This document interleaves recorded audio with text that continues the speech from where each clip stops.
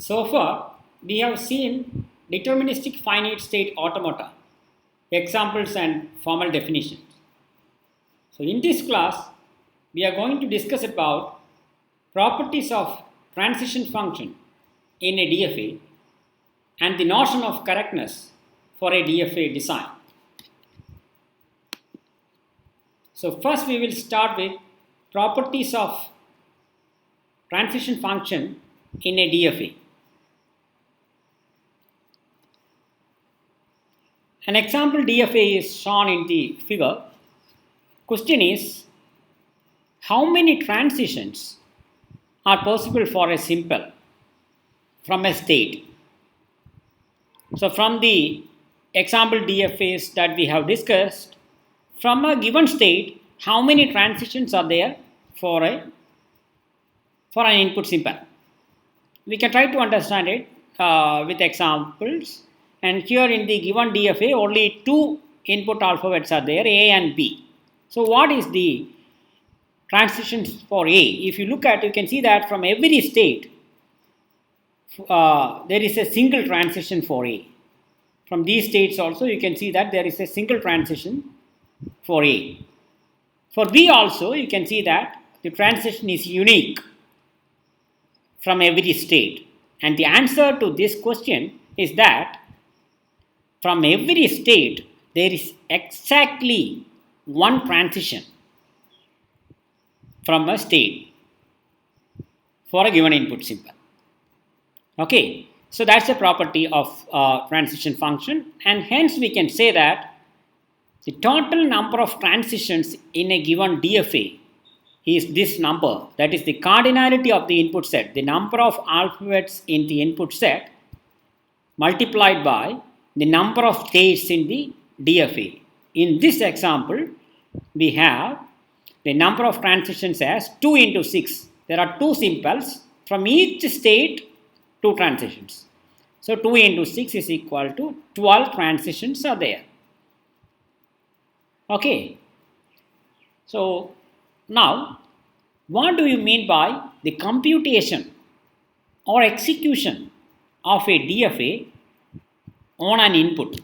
So given an input, what the DFA is doing? We know that for each simple, the DFA will make a transition according to the simple, and it finally, depending on in which state you finished, you accept the string or reject the string.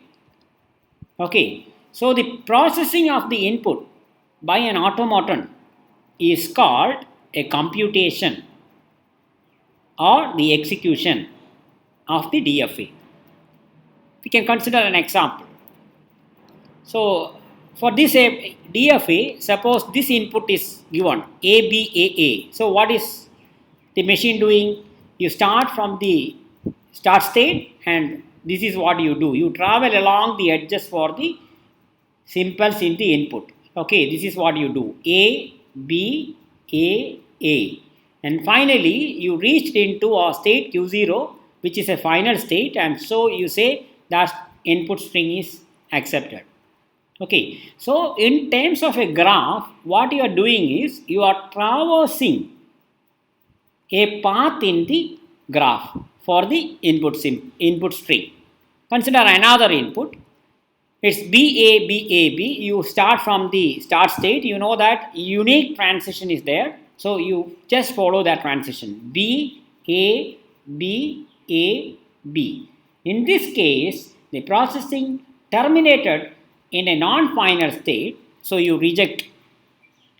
Okay, that's what you do. So what we saw from these two examples is that on a given input, the DFA traverses the path in the graph originating at the start state such that the label of the path is the input string. For example, in this red path is the label is the concatenation of the simples along the edges on the path. So what is the label of the red path? B, A, B, A, B. So that is the input string. So basically, for every input string, there is a unique path from the initial state. Okay, and when you accept if and only if the unique path for the input string from the start state ends in a final state. For example, the green path which is ending in a final state, so you accepted it. And the red path is ended in a non-final state, and so you rejected it. And that is why it is an if and only if condition. If it is ending in a final state, you accept it. Otherwise, you reject it. Okay, and this can be mathematically written as, if you recall from the previous lecture, the delta cap is a function which tells you from the start state, if you read the input string, where will you end? Okay, if that state, this is defining the state in which you end the processing. For example, delta cap of ABAA is the state Q0. Okay, so if that state, this is the answer is a state, the state to which you will go from the start state for the input string. If that state is contained in the final state, then you accept it. Another example is BABAB. What is the end state? End state is Q2. So the LHS of this is Q2, and Q2 is not in the final state, so you reject it. Okay, so please try to remember this mathematical notation. This notation says that when you start processing the input on S, you will end up in a state. Okay, if that is a final state, you accept. If that is not a final state, you reject. Okay, so this notation represents the state in which you stop processing the input from the state S. Okay, with this let us proceed, and this is again a property of the transition function. It tells you that for any input string, there exists a unique path in the graph starting from the initial state. Here you have two inputs, the green and the red. You can also see the corresponding paths. And why is it a unique path? Is because the transition function is uniquely defined from every state for a given input. Simple. Okay, with that, let us move on to the next topic, which is about correctness of a DFA design. So we have discussed 4 example DFAs in this course, and I have given you a number of assignment questions to design DFAs.